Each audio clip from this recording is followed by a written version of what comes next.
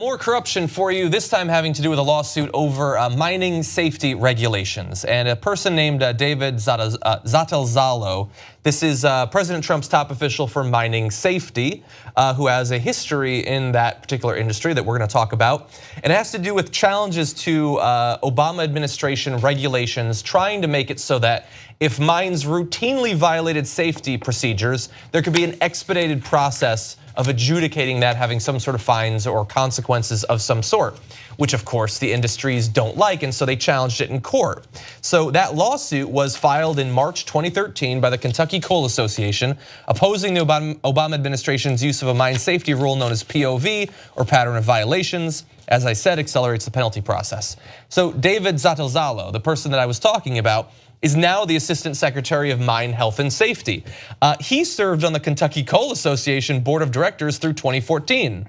Through late 2014, Zatezalo was also chairman of Rhino Resource Partners, kind of a cool name, and a mining company which twice ran afoul of POV during his tenure there. So it's really an interesting situation they've set up, where he was on the board of directors for that coal association, involved with a company that was violating these particular provisions. A couple of years go by, he gets to be in charge effectively of mine safety, and right now is considering whether he is going to be the person to rule on a lawsuit that, at least to some extent, he was the one who pushed for in the first place. So this is why I love TYT Investigates, and thank you to all the viewers who helped fund it.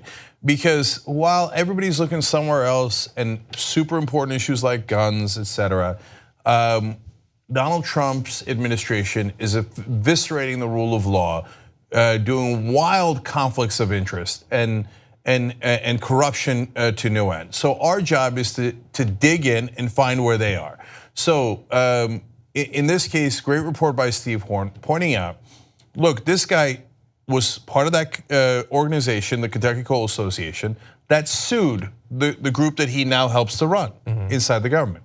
Now that's not new in terms of Scott Pruitt, same thing, head of the EPA, sued the EPA over a dozen times. And Trump's like, oh, you want to destroy the EPA? Wonderful, that's exactly who I'm looking for.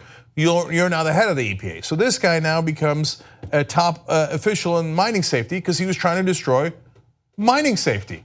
So okay, that part we understand, although almost no one else is talking about it. And so we find the lawsuit, and then of course, as John pointed out, there's two different organizations that he was on the board of that now are in front of the government agency that he is running. And in the beginning they said, oh, conflicts of interest. No, absolutely not.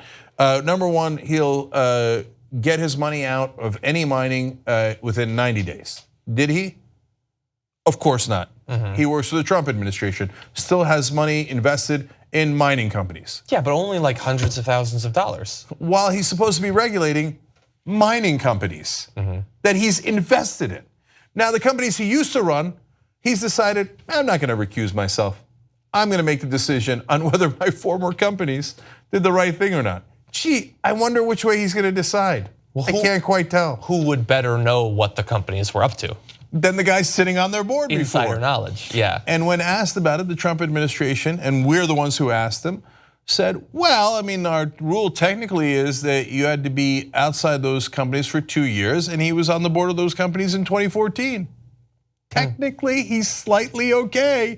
So I'm sure he has no conflict of interest. He'll you can't find anyone else to make that ruling. No, the point is corruption. It's not the bug, it's the feature.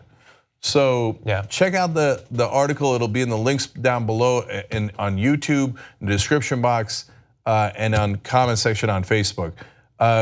So our job is to comment on these stories. TYT Investigates' job is to find the stories and cover them objectively. Read the story for yourself. It is a terrible case of conflict of interest, again, within the Trump White House. If you want to get the whole Young Turks show every single day, become a member, tytnetwork.com/join. And once you do, you'll be saying, you know, I'm like a smart person. Or you might say, I think it's weird. Or you might say, oops. No, that won't be that one. It won't be that one. It'll be great, trust me. tytnetwork.com/join.